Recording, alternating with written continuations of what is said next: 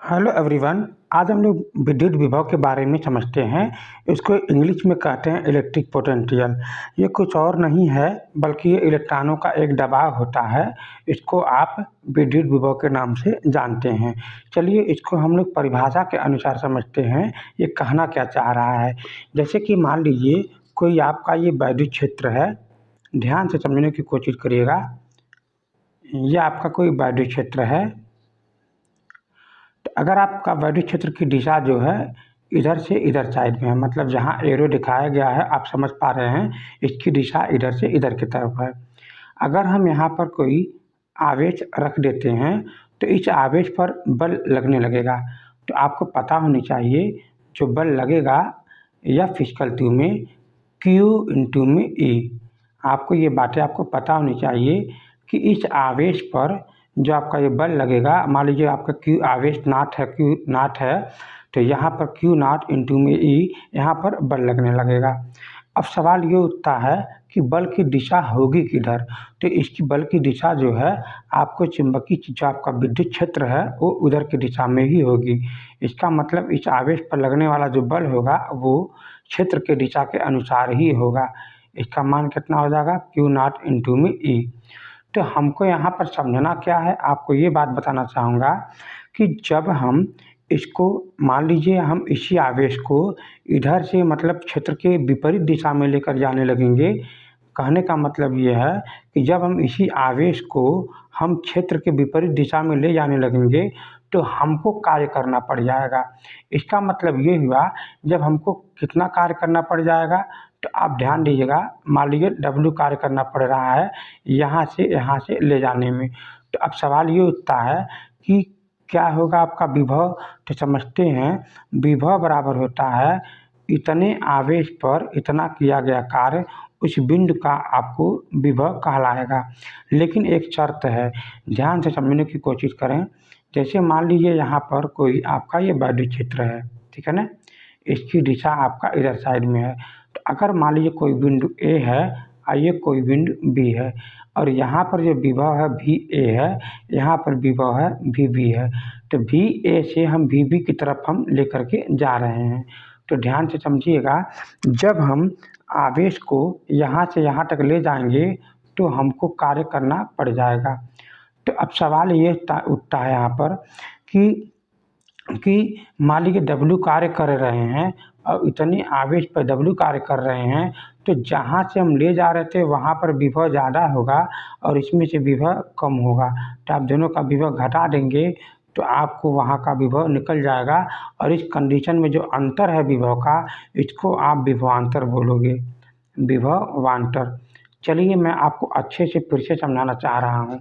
देखिए जैसे कि मान लीजिए आपके पास कोई विभव है, यहाँ पर मान लीजिए विभव है, एक कोई बिंदु A है और यहाँ पर कोई बिंदु B है।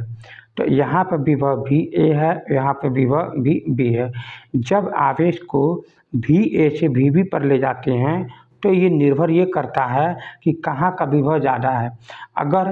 अगर VA का विभव ज़्यादा है और VB का विभव कम है, तो यानी यहाँ से यहाँ तक ले जाने में कोई कार्य नहीं करना पड़ेगा, आसानी से विभव आवेश आराम से चला जाएगा।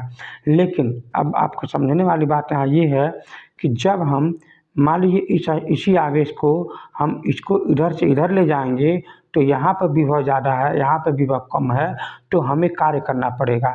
तो जैसे कि मान लीजिए एक आसान भाषा में समझने की कोशिश करिए। जैसे मान लीजिए कोई एक रूम है, अब इस रूम में पहले से 1000 लोग भरे हुए हैं। तो अब उसमें हम किसी एक इंसान को और धकेल रहे हैं, जाने दे रहे हैं, या उसमें नहीं जाना चाह रहा है, तो इधर से भी कुछ ढेर सारे लोग दबाव करेंगे, कहेंगे भाई इतना यहाँ पर पहले से भीड़ है ही, तो अब क्यों यहाँ पर आ रहे हो। तो कहोगे नहीं हमको जाना है, तो आपको बहुत कार्य करके धक्का मारना पड़ेगा। तो वही चीज़ यहाँ पर है, जब यहाँ पर विभव ज़्यादा है और यहाँ पर विभव कम है, तो जब आप आवेश को इधर से इधर ले जाओगे तो आपको कार्य करना पड़ेगा। इसका मतलब यहाँ पर आपको क्यू नॉट पर कार्य करना पड़ेगा W, तो कितना कार्य करना पड़ेगा, विभव का अंतर पता लगाना पड़ेगा। तो आप बोलोगे क्या यहाँ पर कि VA माइनस में VB, यही आपका विभव का अंतर हो जाएगा, जो आपका फार्मूला हो जाएगा। तो अब आप समझ गए होंगे, मैं उम्मीद रखता हूँ। अब आपको एक पर्टिकुलर बिंदु का मान लीजिए विभव ज्ञात करना है। जैसे मान लीजिए आपका कोई विद्युत क्षेत्र यहाँ पर ये मौजूद है, ठीक है। तो जब अब आप एक अनंत बिंदु मान लेंगे, एक अनंत बिंदु से इस बिंदु तक लाने में किया गया कार्य, बात को समझिएगा। अगर हम अनंत बिंदु को नहीं मानेंगे, अगर आप आसपास का बिंदु से यहाँ तक ले आएंगे तो इन दोनों के विभव का अंतर कह देंगे। लेकिन यहाँ पर क्या है, आपको अनंत से कहेंगे, अनंत से यहाँ तक लाने में किया गया कार्य परीक्षण आवेश की जो निष्पत्ति जो आवेश है, तो इस बिंदु का विभव कह देंगे। मैं उम्मीद करता हूँ आप ये बात समझ गए होंगे। तो अब आपको ये भी मैं बताना चाहूँगा कि अनंत यहाँ पर इसलिए लिया गया है क्योंकि इन दोनों के विभव का अंतर न पता चले, जो कि यहाँ पर विभव ऑलरेडी जीरो रहता है। ऑलरेडी यहाँ पर अनंत पर विभव क्या जीरो रहता है। तो इसीलिए हम कह सकते हैं कि अनंत से यहाँ तक लाने में किया गया कार्य और इस आवेश के निष्पत्ति को, अनुपात को, उस बिंदु का हम विभव कहते हैं जहाँ पर हम लाते हैं। मैं उम्मीद करता हूँ आप ये बात समझ गए होंगे। चलिए, तो मान लीजिए हम चलिए डायग्राम से फिर से समझ लेते हैं। मान लीजिए कोई आपका विद्युत क्षेत्र है और यहाँ अनंत से किसी आवेश को किसी बिंदु पर लाते हैं, बिंदु ए पर लाते हैं। तो किया गया कार्य किसी आवेश कौन सा, परीक्षण आवेश, क्यू नॉट को आपका कह सकते हो परीक्षण आवेश। तो W का मतलब क्या होता है, कार्य हो जाएगा। इसका मतलब ये हुआ कि कार्य अपान में परीक्षण आवेश के अनुपात को आपको इस बिंदु का विभव कह सकते हैं VA। मैं उम्मीद रखता हूँ आप ये बात समझ गए होंगे। चलिए हम परिभाषा को लिखते हैं। किसी धन परीक्षण आवेश को, किसी धन परीक्षण आवेश को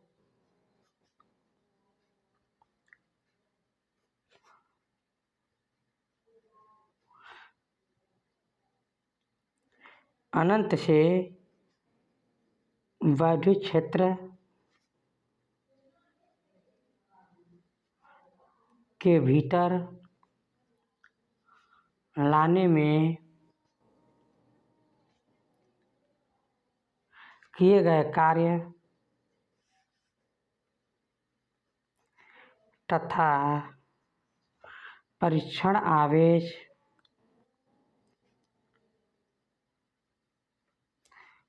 के अनुपात को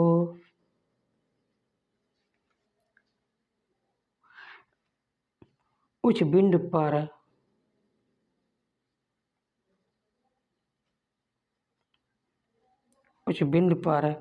वर्धित विभव कहते हैं।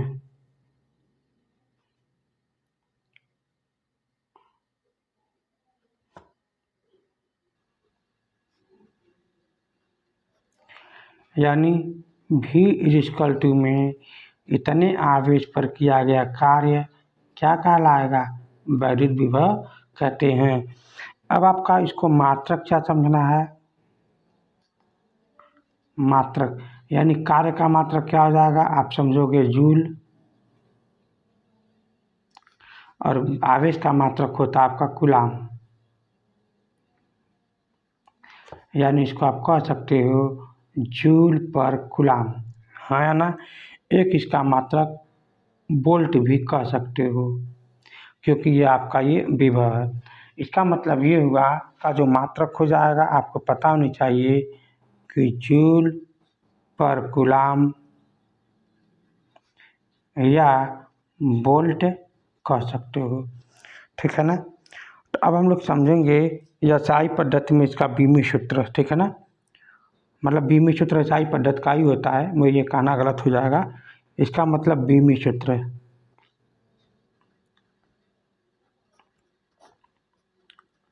तो क्या होता है, अब आपको पता होना चाहिए कि विभव V बराबर में कार्य बट्टे में आवेश। तो आपको पता होनी चाहिए कि कार्य कैसे होता है, कार्य होता है बल गुणे विस्थापन। ध्यान दीजिएगा, मैं इसका बीमी सूत्र निकालने के लिए आपको मैं तरीका बताता हूँ। कार्य होता है क्या, बल गुणे विस्थापन। बट्टे आवेश क्या होता है। आवेश आपको पता होना चाहिए कि आई बराबर क्या होता है, क्यू बाई में टी। तो क्यू बराबर होता है आई इंटू में टी। इसका मतलब ये हुआ कि क्यू का मान क्या लिख सकते हो यहाँ पर, ये क्यू का मान क्या लिख सकते हो, धारा गुणे में समय।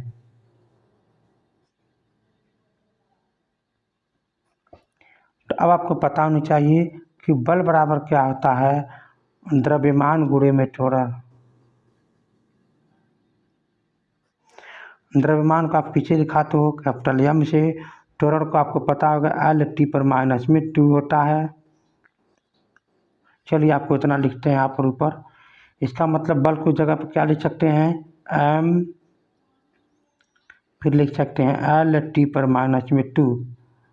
विस्थापन को क्या लिख सकते हैं बताइए, विस्थापन एक लंबाई का काम करता है, इसका मतलब एल। धारा का ए है मतलब एम्पियर है, समय का आपका कैपिटल में टी है।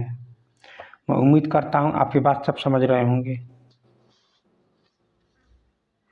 तो यहाँ पर देखेंगे एम, आप पहले मल्टा लिख लीजिए, इसके बाद पावर लगाने में आसानी हो जाती है। मल्टा मतलब यम अकेले ही है तो यम रहने दीजिए। अल यहाँ पर देखिए, एक यहाँ पर है एक यहाँ पर, अल 2 बार हो जाएगा। टी यहाँ पर ये भी ऊपर चला जाएगा तो माइनस में 2, यहाँ भी है माइनस में 1 ऊपर चला जाएगा तो माइनस में टी हो जाएगा। ये भी आपका माइनस में 1 हो जाएगा। मैं उम्मीद रखता हूँ आप ये बात समझ गए होंगे बी में सूत्र। इसका अब हम लोग समझेंगे कि एसआई पद्धति में इसका मात्रक भी लिख देते हैं, इसी वक्त समझाने की कोशिश करते हैं। एसआई सिस्टम में मात्रक, एसआई पद्धति में मात्रक जो होता है आप बता सकते हो किलोग्राम मीटर स्क्वायर पर सेकेंड पावर 3 एम्पियर।